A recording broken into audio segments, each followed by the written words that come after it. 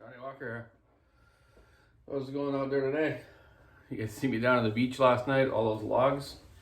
Wow, eh? Unbelievable, eh? Amount of wood there is laying down there. And all the other beaches around, you know, like a person's definitely got to be able to make a lot of stuff out of that.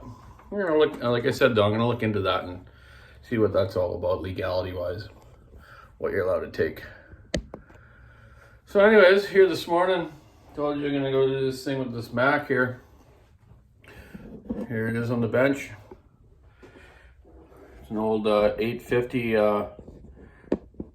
pole saw, we call them. So we call them pole saws because the guys would start at the end of the log and it's on a slant up over another big log. You hold the end and the guy says 1, 2, go. You grab your saw, you run up this pole, and there's these lines on the pole, and after the first line you're allowed to start the saw. So you start the saw, then at the end of the log there's a piece of like say 8-inch wood nailed on at the end, and the guy has to cut through like 3/4 of it, turn the saw, and then cut the other disc off. So you can't just make one cut, it's got to be 2 cuts and use the same size as the bar. So the guy would cut it, then turn and go, eh? So you got this thing here. These were nice to use, these McCullochs, because nice big square wrap handlebars on it. They're nice and comfortable to use. My dad's built tons of these years ago for all the logger sports guys. Not all of them, but majority of them in BC and Canada, and some in Australia and New Zealand as well, and I think some in the US. This one here, I don't know really what he's done to it, but I'm going to take the main framing apart on it now, and then I'm going to take the motor to Buckins, or he's going to come here and we're going to measure it up and have a look exactly what my dad used to do, if a lot, if not much, we'll find out here. So this, what he used to do with these, on the top of the, everything's falling off here, the bar plates, but that's okay. I got the side cover off, there's the bar plate. They had an outer adjustable chain tensioner, which was good. Put that in my box for the parts.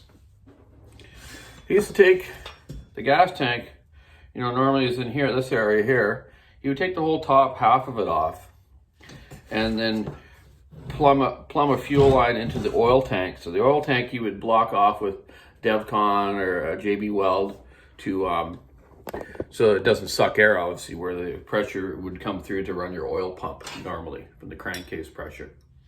So you block all that off and use this as a gas tank, the oil reservoir.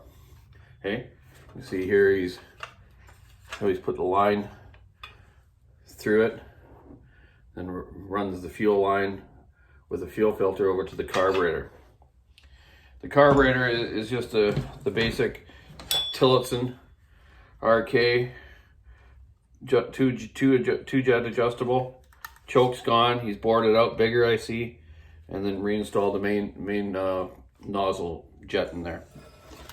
Electronic ignition, which all these series of saws came with after the points systems in the early versions. My McCulloch chart behind me on the wall here. Actually, it's too bad it doesn't even have this model on there. This chart here is the 3 million anniversary where they made 3 million saws. 25-year anniversary from 1946 to 1971. But this model isn't on there. It's too new. Last one they got here is a 710. Now there's a CP125, CP70. Yeah, Mac 1010. Yeah, my buddy from Saskatchewan, Blake, just showed up with that 1010. Me and Bucky are gonna check over, or I'm going to, and see if we can't get it going for him. It's cold in Saskatchewan. You gotta have a saw to cut the wood, keep you warm, right? Okay, so let's get into this thing. First of all, I'm gonna take the main frame here off. So there's a screw in the back here for the back handle. I'll just get that off. These saws were used in the woods here for quite a few years. They were light and fast. They would run 28-inch to 32s on them, 30-inch too. My dad I asked him the other day, well, what did you really do to these things that much? He goes, I just tried to keep them running. Did as best I could to keep them going. Modded a few little things on them just to, you know, make them last. They were, you know, they were fairly reliable, but not as reliable as the newest ones these days. Main problems they ever really had with these were, you know, maybe broken, you know, the odd broken mount. Some of the chrome would peel on the early cylinders before they fixed the chroming process from McCulloch. My dad said a lot of them would peel off. And some of them, he actually used to balance the crankshafts on these. He actually would take them to Thompson's Automotive in town here. There was a fella named John Schultz, and he was the only guy that knew how to run this balance machine. He would static balance my my dad's crankshafts for him for 850s and some Huskies as well. Some of the early 394s and the 372s. He balanced them. Didn't really, you know, but we had some friends that had really sensitive hands, so he would do that for them, and it'd give them more power too. So that's our main handlebar frame off. The front mount was already missing. That goes in the front here. Must have robbed it for another one. Okay, so let's get the gas tank off. So we got a couple bolts in the back here and the carburetor. So I need a 5/16 or 8mm driver.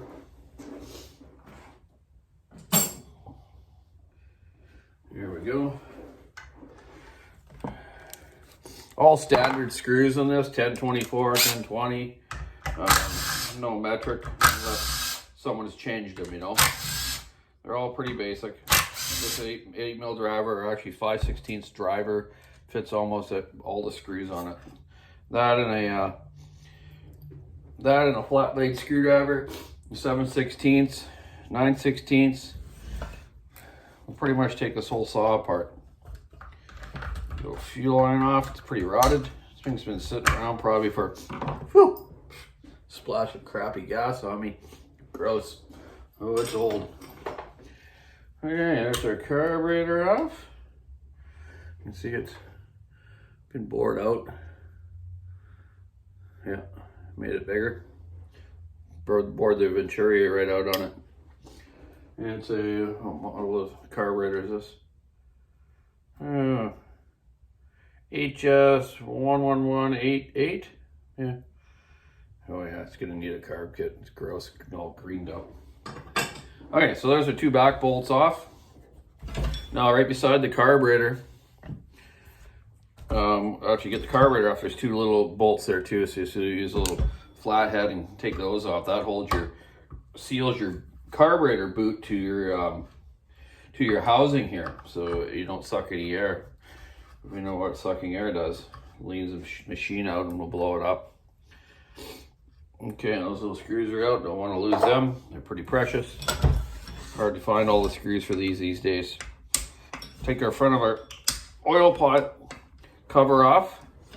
Hopefully there's nothing in here. I better put a little rag down in case there's a bunch of old crappy green gas in there. It's gonna come out and stink up my bed chair. Nothing worse than the smell of old gas, eh? Speaking of, I gotta get some gloves on.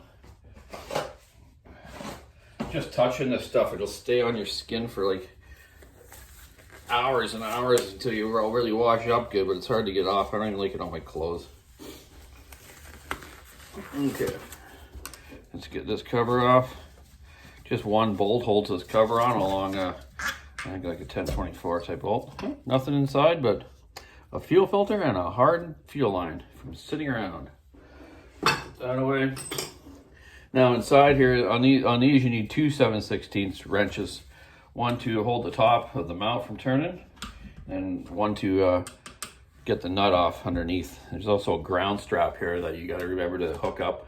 That ground strap so your switch will ground out and work when you shut the switch off. Okay. It's gonna come off all right. Come on, baby.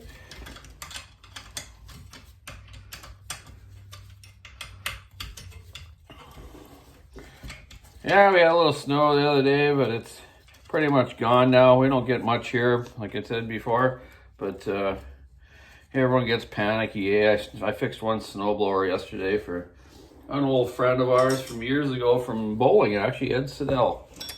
The Siddell family used to bowl with my mom and dad, and the kids bowled with me and my brother Johnny. We were big into bowling in the early days. My mom worked at a bowling alley. There was pinball machines there and bowling, and met a lot of good people through it. When you still see some people from bowling from years ago when we were kids. Even my neighbor Simon bowled with us. He works with us now. And his mom bowled with my mom. Okay, there's the tank. You notice I've just kind of pushed the mount and the back off, and then it just lifts off. And then you got your pulse hose here. Try not to rip it because these are hard to get. You can always make one, but try to keep original if it's a good shape. There, I just took that off the spigot. Undo your switch wire off the coil over there. And there's the tank. This line, pulse line, looks okay, but it's a little hardened up. If I put this back together, I'll redo that. Okay, tank off. Here's your carb boot, rubber, with the steel thing around it to support it. So let's take this off. Just take a flat blade and work that rubber off the metal connector here. Wow, it's getting pretty hard too. This is an old saw.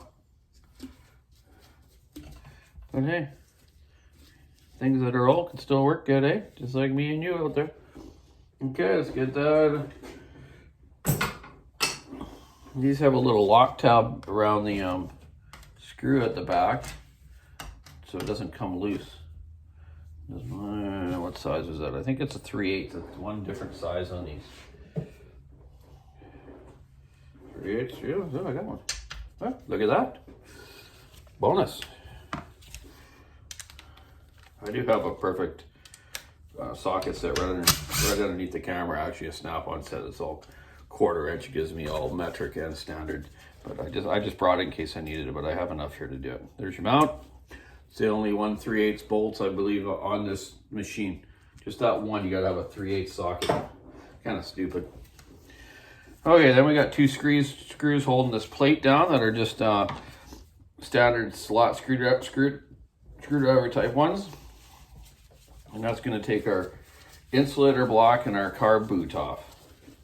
Insulator block basically insulates the heat from the motor to the carburetor, so you don't boil your carburetor. And that's another thing you want to check for cracks or leaks. Make sure that the gasket's good and there's no cracks in the spacer itself. This boot's actually in good shape, and so is the insulator block. Let's put that away. Oh wow, that's a big intake port. Okay.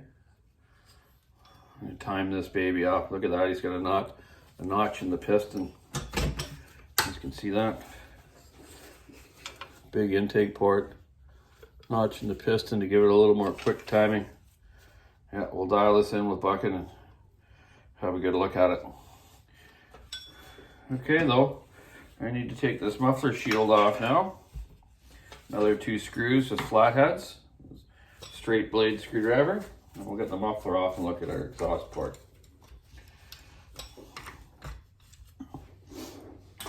You know what? Once you do a few of these, they're not that bad to work on. You just got to know the routine. It's like anything, you do one thing enough times, you learn how to do it quick and the easy way. Okay, there's our muffler shield off.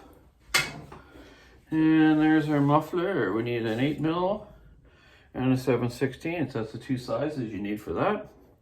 So let's get our handy dandy 7/16 back here. We'll do that one. Okay. 5/16.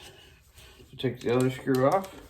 They usually this in the production of these saws, they actually had a locking tab So a metal tab that went to one screw to the other, and then you'd bend the little tabs over the screws so they didn't fall out with vibration, eh?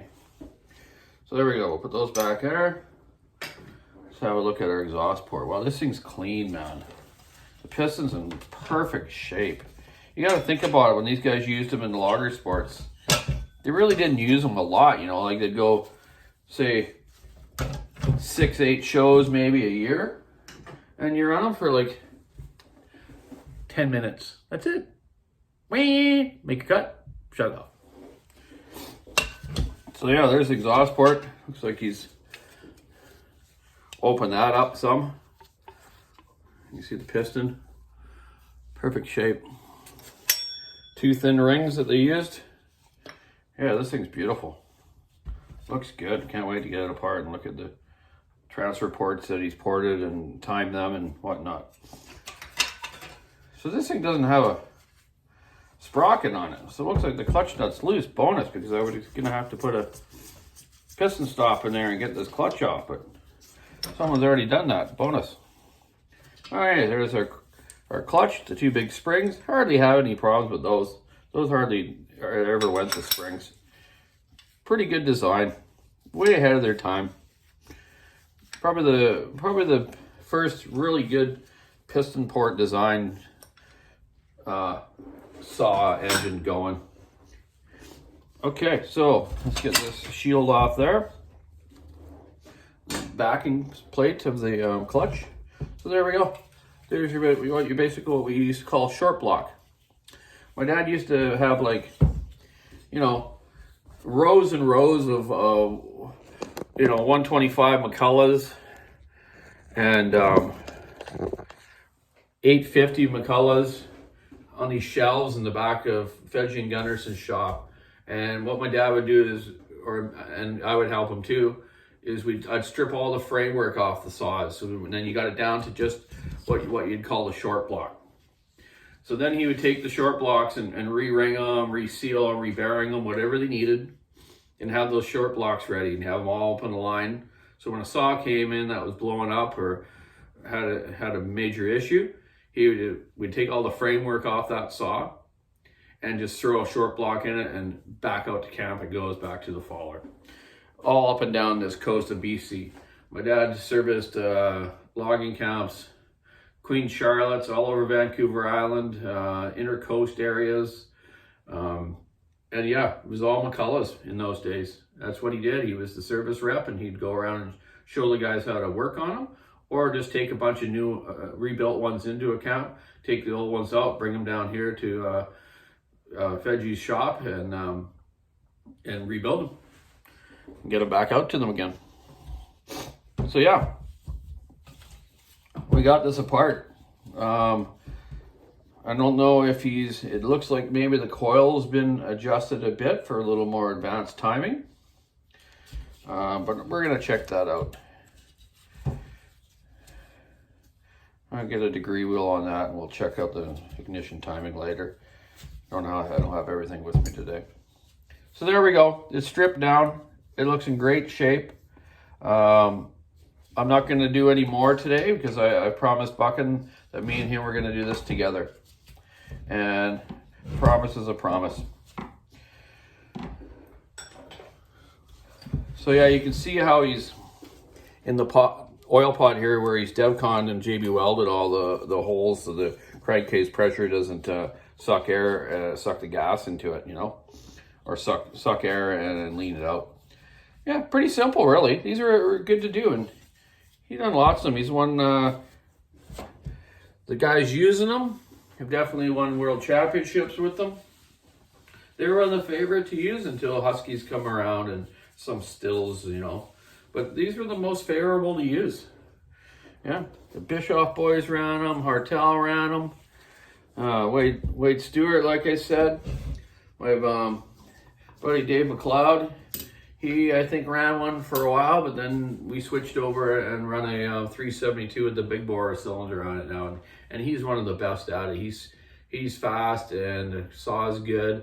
And like, he's got to watch he doesn't cut his piece of wood off in one cut. His thing cuts so fast, and the chains are so good. Him and my dad have built some really good racing chains for hot saws and the obstacle pole type saws. So anyways, yeah, I got to get back to work on some other stuff that actually makes me a living. This is just some fun stuff on the side, eh? So thanks, Dad, for lending me this. Well, not lending it to me. He's basically giving it to me. He doesn't want it back. But I'm going to, you know what? I'm going to get it going. I'm going to get this running, and I'm going to let someone use it in logger sports again. It'll be probably just as quick as most of the new ones out there. So check out the Walker Saw Shop online store. It's been doing well. Lots of inquiries and people buying a little stuff there. Christmas is coming, so don't forget to get your hubby or your other half there something, you know, battery powered little blower or trimmer or something, or gas stuff. So keep your saw on the wood. Have a great week. See you later.